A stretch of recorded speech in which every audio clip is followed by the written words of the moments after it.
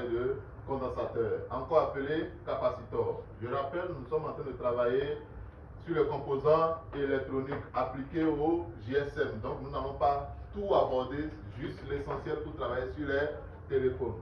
Alors, pour parler des condensateurs, le symbole sur une carte mère se présente comme ceci.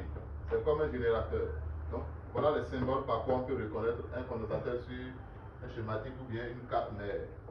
Leur unité de mesure, c'est en farad. Les condensateurs sont mesurés en farad, ou bien microfarad, ou bien les nanofarad. C'est en farad.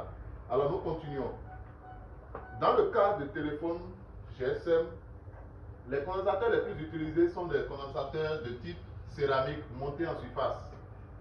Ici, le corps du condensateur a une couleur marron. C'est ça, on a fléché ici. Et les bords, les extrémités sont des étains de soudure. On a mis des étains de soudure pour pouvoir faciliter la soudure sur la carte mère. Donc ce sont des composants, comme je le disais, des composants montés en surface. Et la particularité ici dans le GSM, c'est que ces condensateurs ne sont pas polarisés. Quand je dis ne sont pas polarisés, ils n'ont pas de borne, ils n'ont pas de plus, ils n'ont pas de moins. Quel que soit le sens, le condensateur peut être positionné sur la carte mère. Parfois, on trouve d'autres condensateurs polarisés sur la carte mère d'un téléphone ou d'un ordinateur. Et ils ont souvent la couleur jaune. Couleur jaune. Et ça se présente généralement comme ceci. Et il y a un trait orange. Ce trait-là est orange. Et on écrit plus.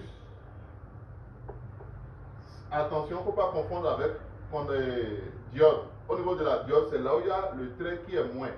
Mais ici, au niveau du capaciteur, c'est là où il y a le trait orange qui est la bonne positive et la bonne négative est de ce côté.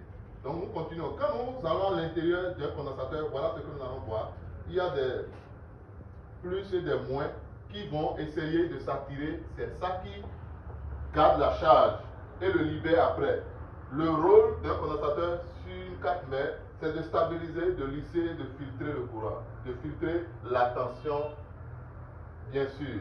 Alors, quand nous parlons de filtrer, lisser, c'est que par moment, les tensions varient.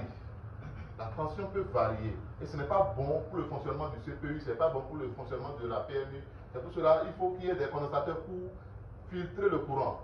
Quand je prends un exemple, un courant qui fonctionne comme ceci, dès qu'on va placer un condensateur, ça au plus plat possible. C'est vrai que je n'ai pas bien réussi ça ici. Ça ne devient pas tout droit non plus, hein. Ça va quand même essayer de lisser ça un peu. Donc c'est le rôle du condensateur. Quand nous venons sur une carte mère réelle, voici ce que nous appelons